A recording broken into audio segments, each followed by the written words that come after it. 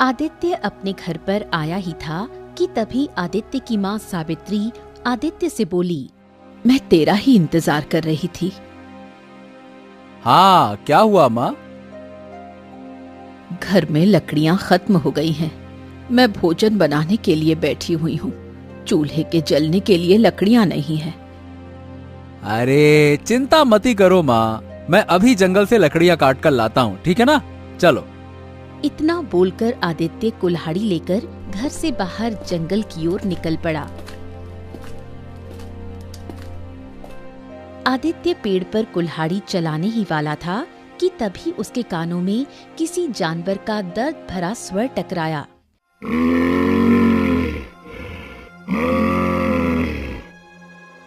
बाप रे, ऐसा लगता है कि यहाँ आसपास कोई घायल जानवर हो। इतना बोलकर आदित्य आसपास नजर दौड़ाने लगा। तभी आदित्य की नजर झाड़ियों में फंसे हुए एक शेर पर पड़ी। अरे बाप रे बाप, ये तो एक शेर है।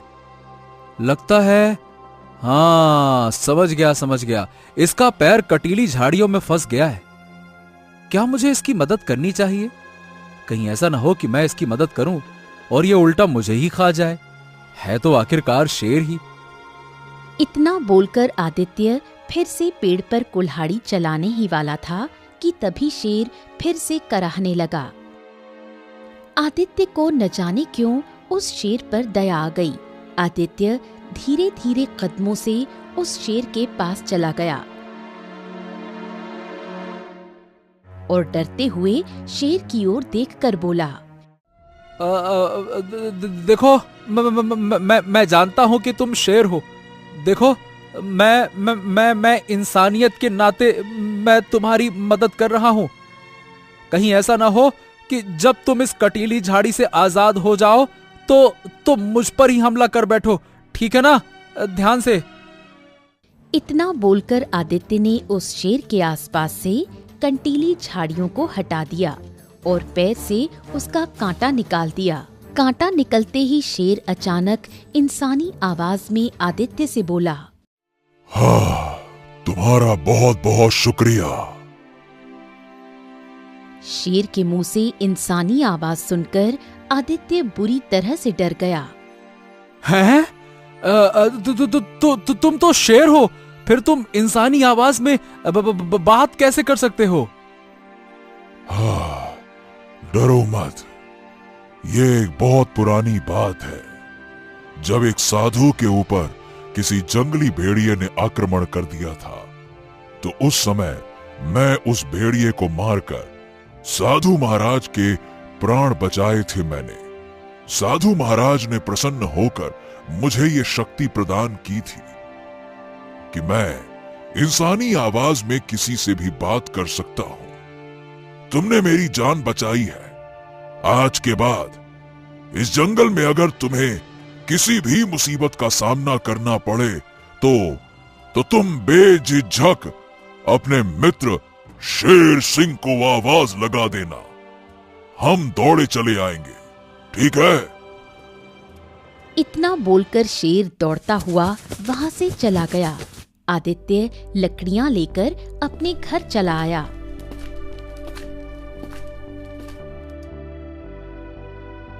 आदित्य की माँ सावित्री आदित्य से बोली, तुझे आने में इतनी देर कैसे हो गई? पहले तो बहुत जल्दी आ जाता था। अरे कुछ नहीं माँ, कुछ देर वृक्ष के नीचे थोड़ा आराम करने बैठ गया था, इसी वजह से देर हो गई। आदित्य की बात सुनकर उसकी माँ मुस्कुराते हुए खाना बनाने लगी। कुछ देर बाद आदित्य गांव के तालाब के किनारे चला गया, जहां पर गांव की सबसे सुंदर लड़की चंपा उसका इंतजार कर रही थी। चंपा आदित्य की ओर देखकर बोली, आदित्य, मैं तुम्हारा कब से इंतजार कर रही हूँ। अरे माँ ने जंगल में लकड़ियां काटने के लिए भेज दिया था। और हाँ, जानती हो जंगल में क्या देखा मैंने? क्या देखा? आदित्य जंगल की सारी घटना चंपा को बताने लगा।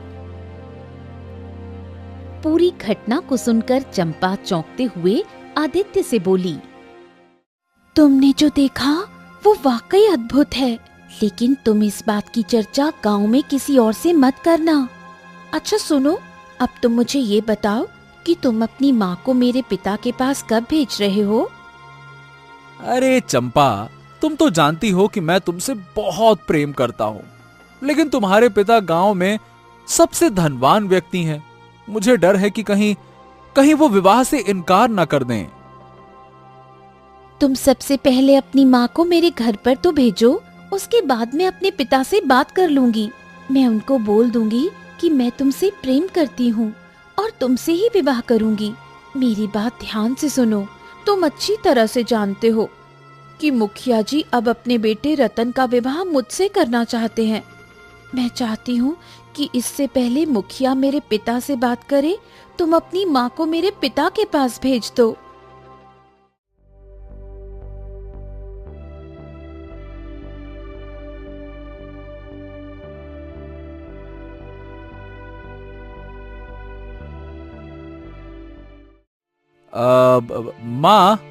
माँ, मैं ये कह रहा था कि मैं चंपा से प्रेम करता हूँ। कल तुम चंपा के पिता से मेरे रिश्ते के बारे में बात करो ना। बेटा, तू अच्छी तरह से जानता है कि चंपा के पिता बहुत धनवान हैं। वो किसी भी कीमत पर चंपा का विवाह तुमसे नहीं करेंगे, लेकिन फिर भी मैं तुम्हारा मन रखने के लिए एक बार चंपा के पिता से बात जरूर करूंगी।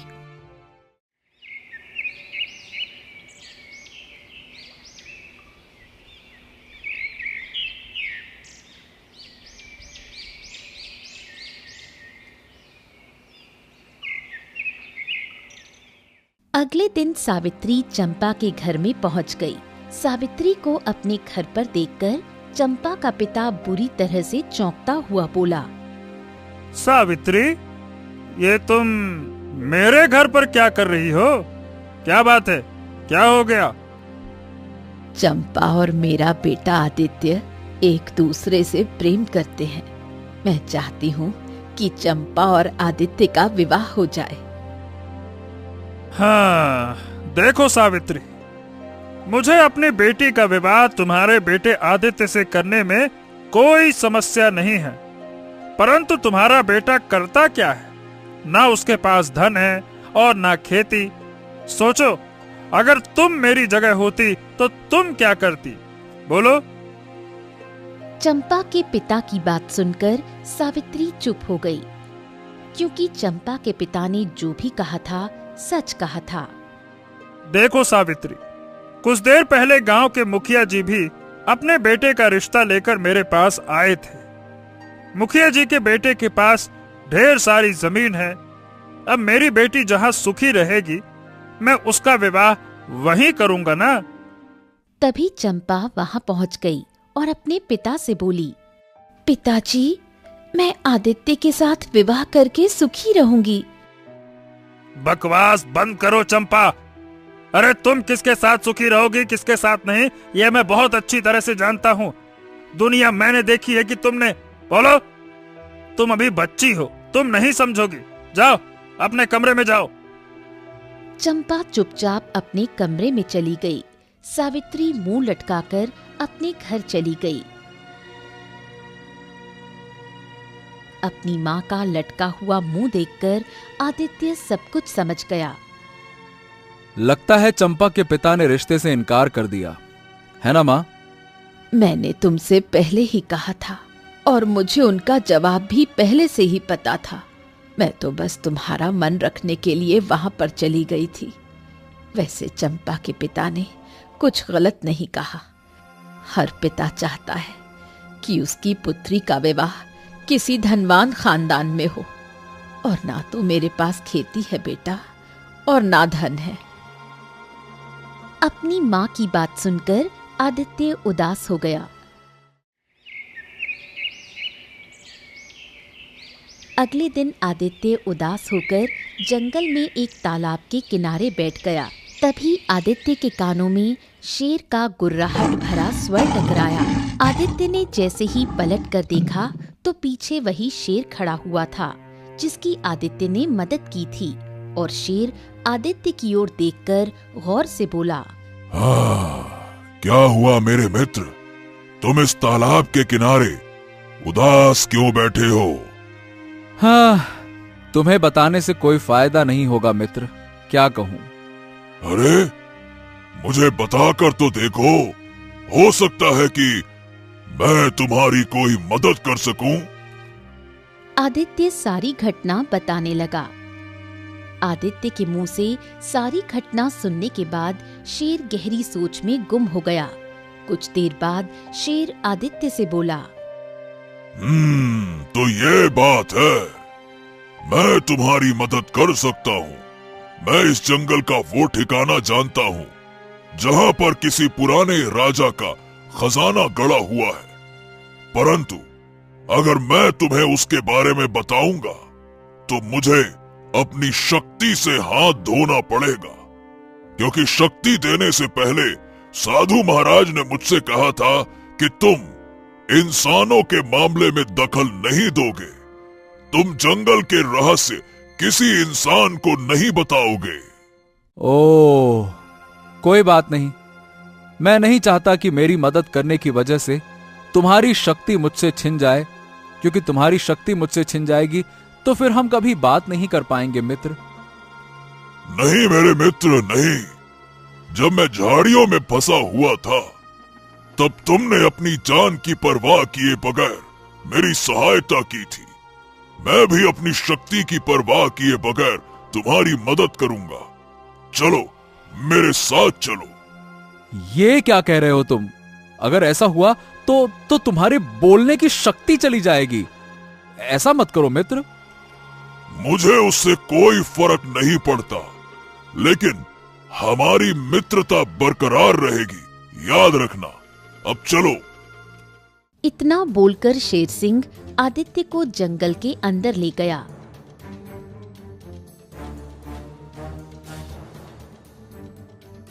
और एक खंडहर के सामने इशारा करते हुए आदित्य से बोला, हाँ, सुनो, इस जमीन को खोदो।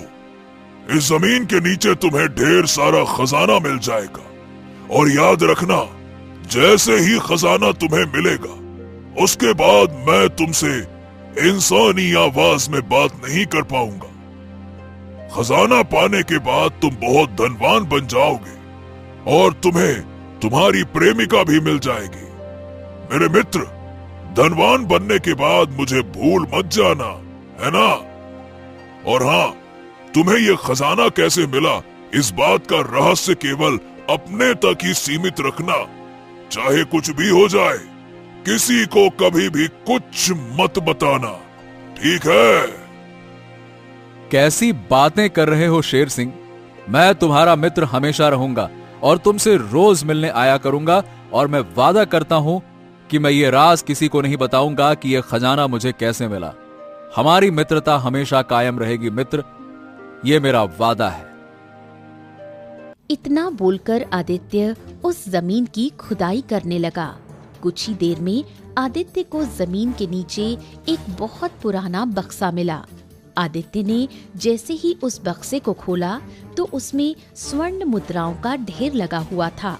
आदित्य खुशी से चीखता हुआ शेर सिंह से बोला, अरे अरे, तुमने बिल्कुल सही कहा था मेरे मित्र शेर सिंह। हाँ, ये बक्सा तो स्वर्ण मुद्राओं से भरा हुआ है। अरे मगर मुझे माफ करना, मुझे बहुत बुरा लग रहा है। अब तुम कुछ नहीं बोल सकोगे। मैं समझ गया शेर सिंह कि तुम्हारे बोलने की शक्ति अब जा चुकी है, पर याद रखना, हमारी मित्रता कभी नहीं जाएगी। हमारी मित्रता ऐसे ही बनी रहेगी। आदित्य स्वर्ण मुद्राओं से भरे बक्से को लेकर अपने घर चला आया।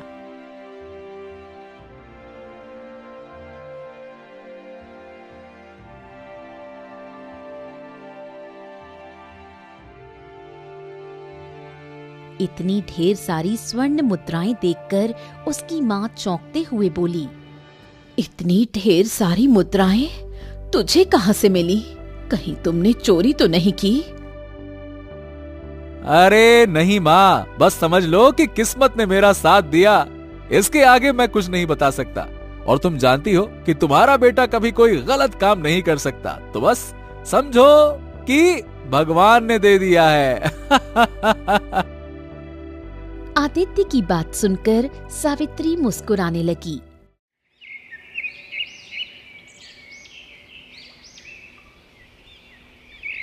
कुछ दिनों में आदित्य अपने गांव का सबसे धनवान व्यक्ति बन गया। आदित्य के पास अब आलीशान हवेली थी, बहुत सारी खेती थी और खेत में काम करने वाले बहुत सारे मजदूर और किसान थे। मगर आदित्य अपने मित्र शेर सिंह से मिलने रोज जंगल जाया करता और शेर सिंह से घंटों बातें करता। शेर सिंह इंसानी आवाज में बोल तो नहीं सकता था, परंतु वो आदित्य की हर बात सुनकर अपना सर इधर उधर घुमाकर जवाब देने का हमेशा प्रयास करता।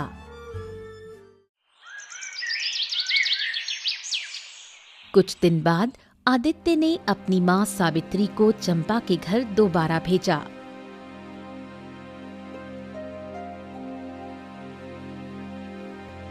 सावित्री को देखकर चंपा का पिता उठकर खड़ा हो गया। अरे वाह वाह वाह वाह वाह वाह, मेरे तो भाग्य खुल गए सावित्री बहन, जो आप मेरे घर में पधारी हैं। मैं आपके ही पास आने वाला था और मैंने फैसला कर लिया है कि अब मैं अपनी बेटी का विवाह मुखिया के बेटे रतन सिंह से नहीं करूंगा, बल्कि तुम्हारे पुत्र आदित्य से करूंगा। ये सुनकर सावित्री मुस्कुराने लगी।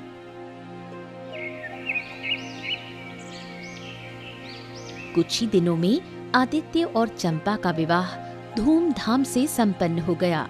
चंपा आदित्य की पत्नी बनकर उसके घर पर आ पहुंची और यही बात मुखिया और उसके बेटे रतन को बड़ी ही नागवार गुजरी। मुखिया अपने बेटे रतन से बोला, सोचा था कि चंपा को ब्याह कर चंपा के पिता की सारी संपत्ति तेरे नाम हो जाएगी, लेकिन पता नहीं वो आदित्य इतना ढेर सारा धन कहां से ले आया जो रातों रात धनवान बन गया। रतन क्रोधित होकर अपने पिता से बोला, मैं जानता हूँ पिताजी कि उसके हाथ जरूर कोई ऐसा रहस्य लगा है जिससे वो इतनी जल्दी धनवान बन गया। अरे क्या मतलब है तुम्हारा कहने का? कौन सा रहस्य? पिताजी, एक बात मैं आपको काफी समय से बताना चाह रहा था। क्या है कि मैंने आदित्य को एक शेर के पास बैठे हुए देखा है। एक दिन मैं जंगल में किसी काम से गया था। मैंने देखा कि आदित्य तालाब के किनारे एक शेर के पास बैठा हुआ था और शेर से बातें कर रहा था और शेर उसकी बात का जवाब गर्दन हिला हिला कर दे रहा था। ये सुनकर मुखिया बुरी तरह से चौंक पड़ा। क्या बात करते हो? लगता है तुम पगला गए हो रतन। ऐसा कैसे संभव हो सकता है भला? अरे भला शेर कैसे बात कर सकता है और उसकी बात को समझ कैसे सकता है? तुम्हारा दिमाग तो ठीक है ना?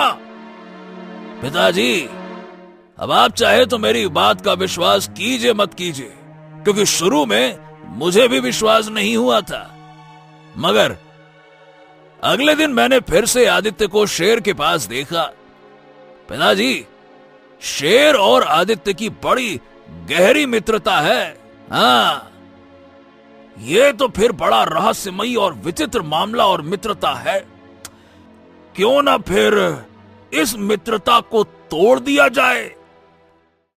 अच्छा, और वो कैसे होगा पिताजी? क्या तुम विश्वास के साथ कह सकते हो? हाँ पिताजी, मैं तो विश्वास के साथ कह सकता हूँ।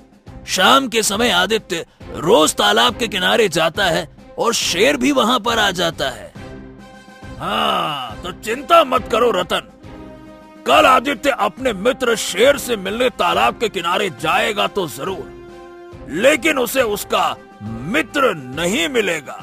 हाँ।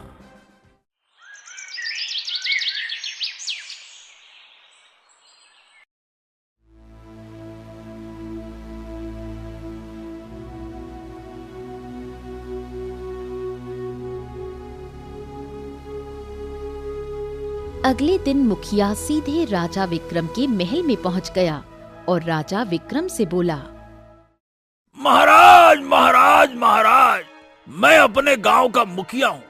मेरा गांव जंगल के समीप पड़ता है। कुछ दिनों से एक शेर ने बड़ा ही आतंक मचा रखा है।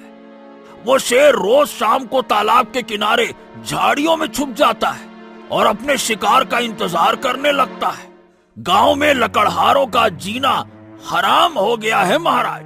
अरे अब तो लकड़हारों ने जंगल से लकड़ियां काटने जाना भी बंद कर दिया है महाराज। बड़ी समस्या हो गई है। ये तो बहुत चिंता का विषय है। अगर लकड़ियां नहीं काटी जाएंगी तो फिर बहुत बड़ी समस्या हो जाएगी। ठीक है, तुम निश्चिंत रहो, हम उस शेर को अपने सैनिकों से पकड़वा देंगे। मुखिया खुश होते हुए वहां से चला गया। शाम को राजा विक्रम के 2 सैनिक मुखिया के बताए हुए स्थान पर तालाब के किनारे छुप गए। जैसे ही शेर सिंह तालाब के किनारे पहुंचा, तभी सैनिकों ने उसके ऊपर एक जाल डाल दिया और शेर को पकड़कर ले गए। कुछ देर बाद आदित्य जब वहां पर आया तो अपने मित्र शेर सिंह को आवाज लगाने लगा, मगर शेर सिंह वहां पर नहीं आया। आदित्य काफी देर तक इंतजार करके निराश होकर वहां से चला गया। इधर मुखिया अपने पुत्र रतन से बोला, मैंने आदित्य के मित्र को अपनी चतुराई से फंसवा दिया। अब बारी है उस आदित्य की। बड़ा ही धनवान बना फिरता है ना। हाँ, मैं ऐसी चाल चलूंगा ना, इसकी कल्पना उसने कभी सपने में नहीं की होगी। ऐसा फंसाऊंगा उसे, बड़ा आया।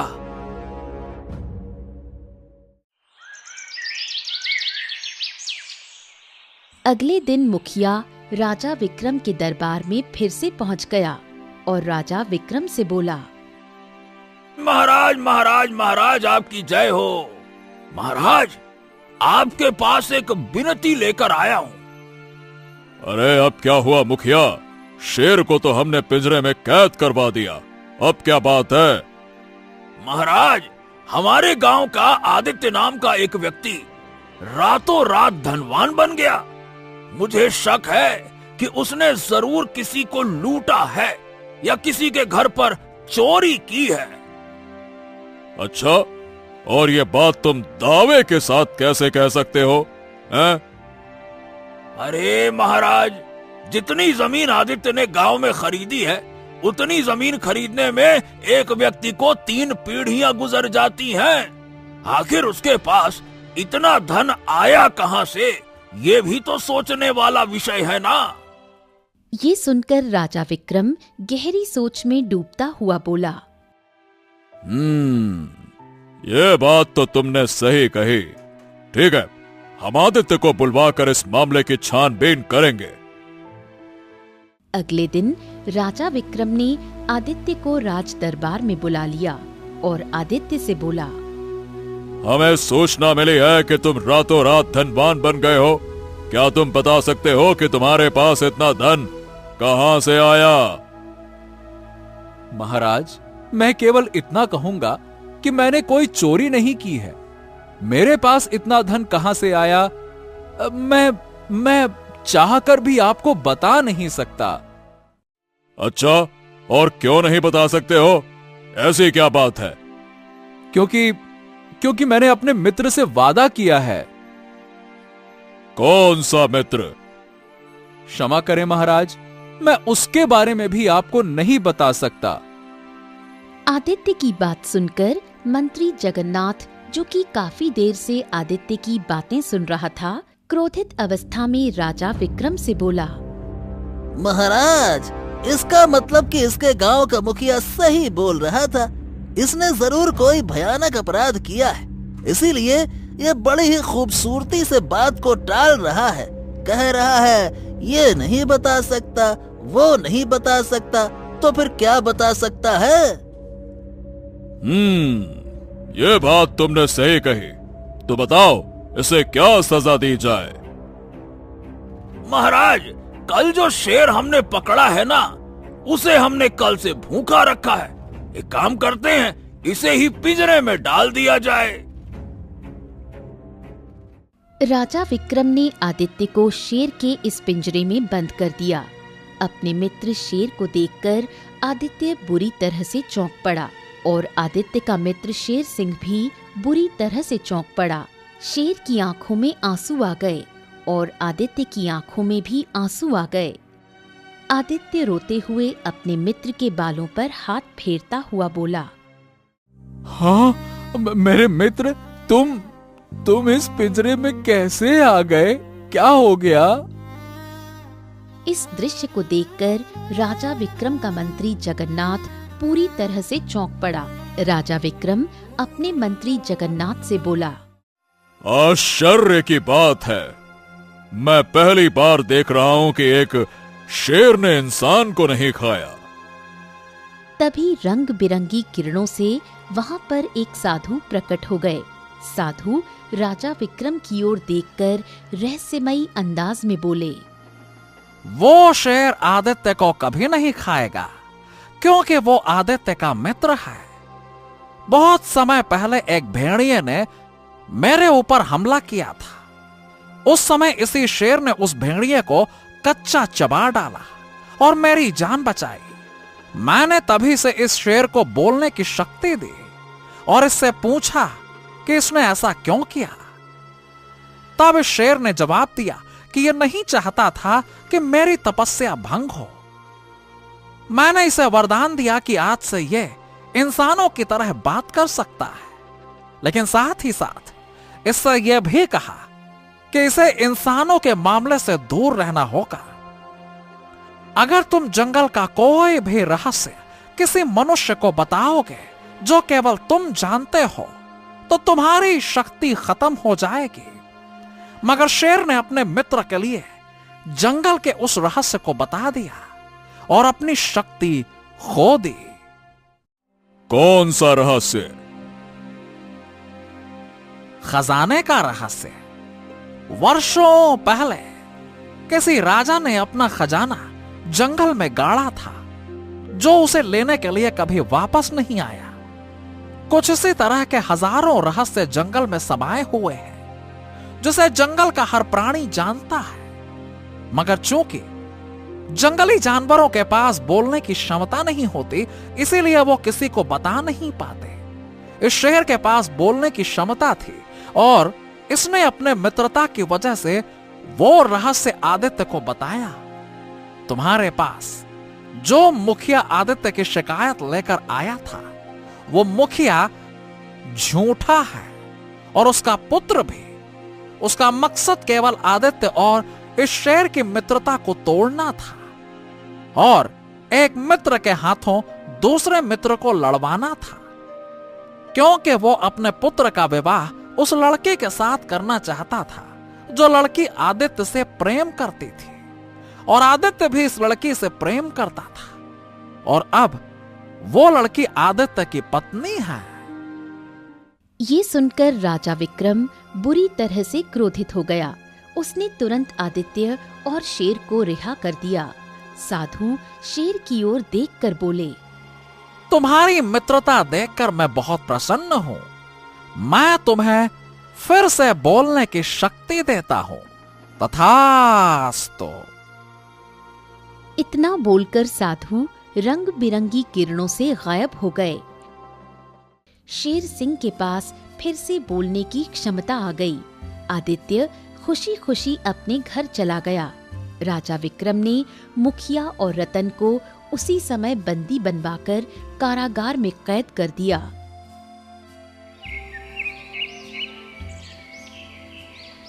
उस दिन के बाद आदित्य और शेर सिंह की मित्रता राज्य में प्रसिद्ध हो गई।